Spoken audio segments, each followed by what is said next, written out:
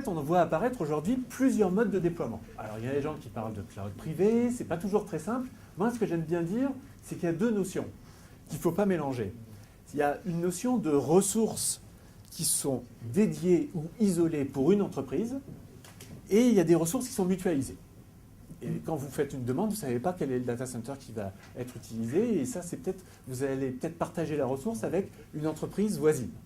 Hein, donc, première notion, est-ce que les ressources qu'on met à ma disposition, elles sont complètement mutualisées, ou est-ce qu'elles me sont dédiées et isolées pour répondre, par exemple, à certaines exigences de sécurité? Et puis, il y a une question de localisation.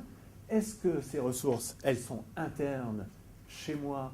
C'est moi qui les ai achetées, c'est moi qui les fais vivre, c'est moi qui les renouvelle quand il le faut, ou est-ce qu'elles sont externes parce qu'elles sont par exemple chez Amazon? Amazon fournit un service, c'est d'ailleurs la figure que tu présentais, sur un cloud privé virtuel. C'est des ressources qui sont mises à ma disposition de façon non mutualisée, avec une certaine isolation par rapport au reste de l'environnement Amazon. Donc c'est un peu privé, mais c'est quand même pas chez moi, c'est pas moi qui l'achète. D'accord? Donc pour essayer de clarifier, moi j'aime bien distinguer ces choses-là entre un cloud privé qui, en tant que tel, est normalement quelque chose qui est chez moi, que j'ai acheté et que je peux mutualiser ou non dans un périmètre de mes différentes filiales, de mes différents métiers, etc. Alors si on va dans cette logique-là, on voit que la proposition de valeur, elle se dégrade.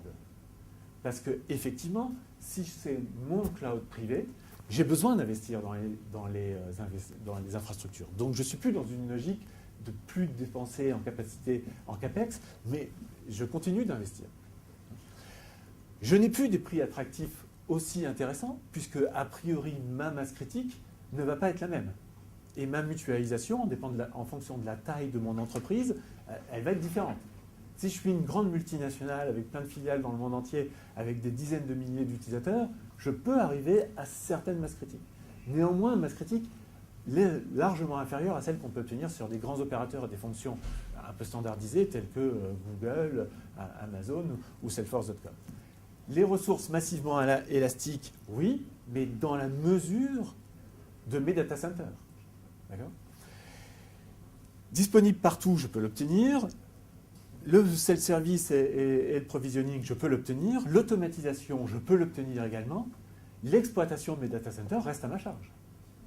Et même quand c'est virtualisé, il y a toujours une exploitation des machines physiques en dessous de la virtualisation. D'accord ? Et donc, on voit qu'on n'a pas tout à fait la même proposition de valeur.